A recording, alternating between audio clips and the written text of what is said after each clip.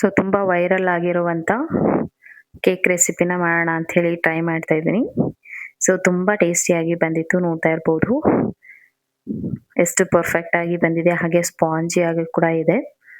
So ಏನು cake ಅಂತ ನೋಡ್ತಾ ಇದ್ದೀರಾ. ಸೊ ಮಾರಿಗೋಲ್ಡ್ ಬಿಸ್ಕೆಟ್ನ ಯೂಸ್ ಮಾಡಿ ಸ್ಪಾಂಜ್ ಕೇಕ್ನ ರೆಡಿ ಮಾಡಿದ್ದೀನಿ. ಮನೆಯಲ್ಲಿರುವಂಥ ಇಂಗ್ರೀಡಿಯೆಂಟ್ಸ್ನ ಬಳಸಿ ತುಂಬ ಸಾಫ್ಟಾಗಿ ಬಂದಿತ್ತು. ಬನ್ನಿ ರೆಸಿಪಿನ ನೋಡುವ.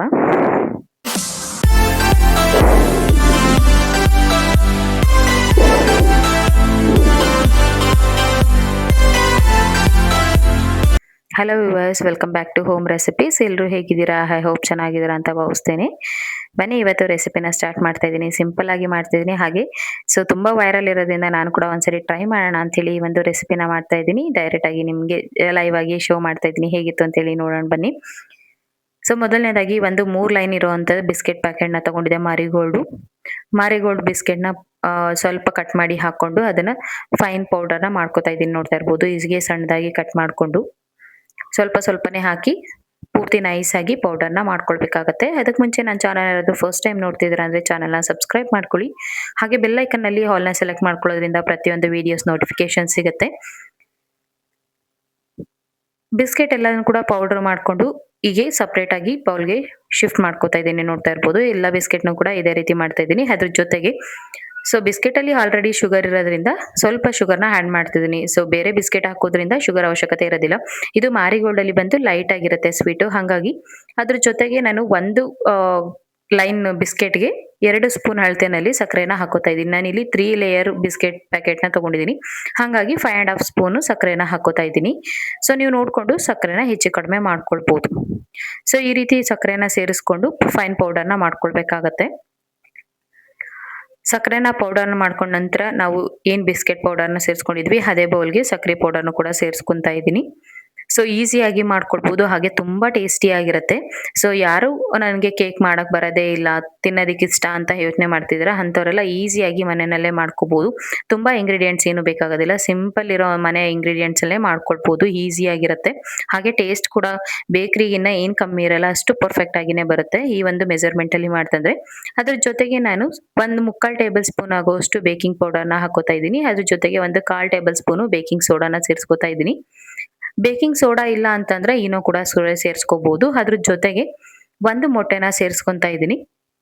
ಇವೆಲ್ಲವನ್ನು ಕೂಡ ನೀಟಾಗಿ ಮಿಕ್ಸ್ ಮಾಡ್ಕೊಂಡು ಅದ್ರ ಜೊತೆಗೆ ನಮ್ಗೆ ಲೈಕ್ ಬ್ಯಾಟರ್ ಯಾವದಕ್ಕೆ ಬೇಕು ಅವದಕ್ಕೆ ನಾವು ಹಾಲನ್ನ ಸೇರಿಸ್ಕೊಂಡು ಮಿಕ್ಸ್ ಮಾಡ್ಕೊಳ್ಬೇಕಾಗತ್ತೆ. ನೋಡ್ತಾ ಇರ್ಬೋದು, ಸೊ ಈ ಒಂದು ಹದದಲ್ಲಿ ಬ್ಯಾಟರ್ನ ನಾವು ರೆಡಿ ಮಾಡ್ಕೊಳ್ಬೇಕಾಗತ್ತೆ. ಸ್ವಲ್ಪನೇ ಹಾಲನ್ನ ಸೇರಿಸ್ಕೊಂಡು ನೀಟಾಗಿ ಮಿಕ್ಸ್ ಮಾಡ್ಕೊಳ್ಬೇಕಾಗತ್ತೆ. ಆದಷ್ಟು ಕಟ್ ಅಂಡ್ ಫೋಲ್ಡ್ ಮೆಥಡ್ ನಲ್ಲಿ ಮಿಕ್ಸ್ ಮಾಡ್ಕೊಂತಂದ್ರೆ ಫ್ಲಫಿ ಆಗಿ ಬರುತ್ತೆ ಕೇಕು.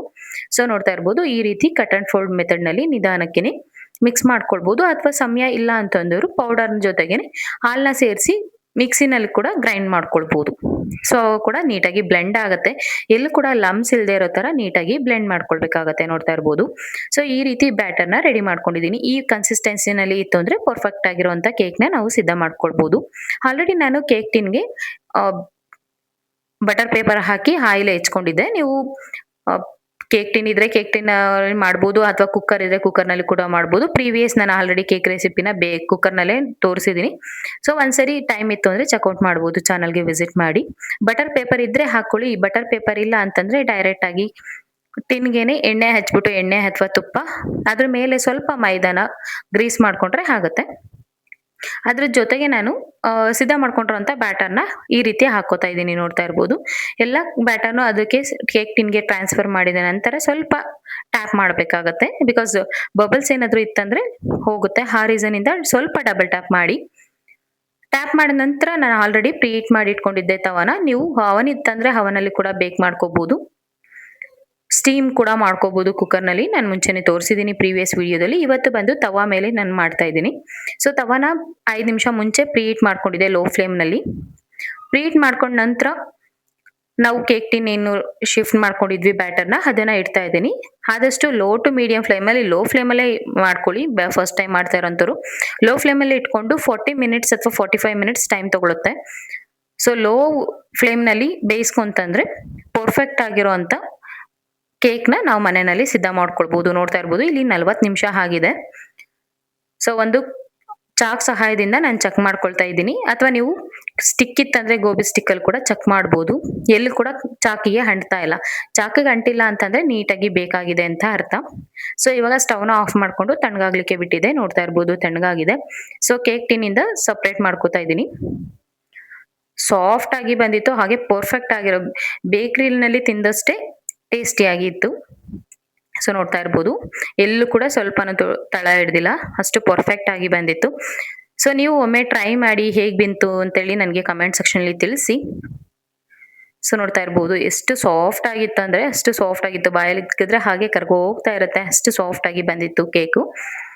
ಸೊ ನಾನು ಇಷ್ಟು ಸಾಫ್ಟ್ ಆಗಿ ಬರುತ್ತೆ ಅಂತ ಅನ್ಕೊಂಡೇ ಇರ್ಲಿಲ್ಲ, ಬಿಕಾಸ್ ನಾನು biscuit cake first time try ಮಾಡಿದ್ದು. ಸೊ ನಾನು ಅಂದಾಜೆ ಮಾಡಿರ್ಲಿಲ್ಲ ಇಷ್ಟು ಪರ್ಫೆಕ್ಟ್ ಆಗಿ ಕೇಕ್ ರೆಡಿ ಆಗುತ್ತೆ ಅಂತೇಳಿ. ಸೊ ತುಂಬಾ ವೈರಲ್ ಇತ್ತು ಅಂತೇಳಿ ನಾನು ಒಂದ್ಸರಿ ಟ್ರೈ ಮಾಡಿದೆ. ಬಟ್ ಟ್ರಸ್ಟ್ ಮೀ ತುಂಬಾನೇ ಚೆನ್ನಾಗಿತ್ತು ಕೇಕು, ಹಾಗೆ ಸಾಫ್ಟ್ ಆಗಿ ಬಂದಿತ್ತು. ಸೊ ಸ್ವೀಟ್ ಕೂಡ ಪರ್ಫೆಕ್ಟ್ ಆಗಿತ್ತು. ಒಮ್ಮೆ ನಿಮ್ಮ ಮನೇಲಿ ಕೂಡ ಟ್ರೈ ಮಾಡಿ ಹೇಗ್ ಬಂತು ನನಗೆ ಕಮೆಂಟ್ ಸೆಕ್ಷನ್ ಅಲ್ಲಿ ತಿಳಿಸಿ. ನಾನು ತೋರಿಸಿರುವಂತ ಮೆಜರ್ಮೆಂಟ್ ಅಲ್ಲಿ ಮಾಡ್ತಂದ್ರೆ ಪರ್ಫೆಕ್ಟ್ ಆಗಿರುವಂತ ಕೇಕ್ ನ ನೀವು ಕೂಡ ಸಿದ್ಧ ಮಾಡ್ಕೋಬಹುದು. ಈ ವಿಡಿಯೋ ಇಷ್ಟ ಆಯ್ತು ಅಂದ್ರೆ ಲೈಕ್ ಮಾಡಿ, ಶೇರ್ ಮಾಡಿ. Thank you for watching.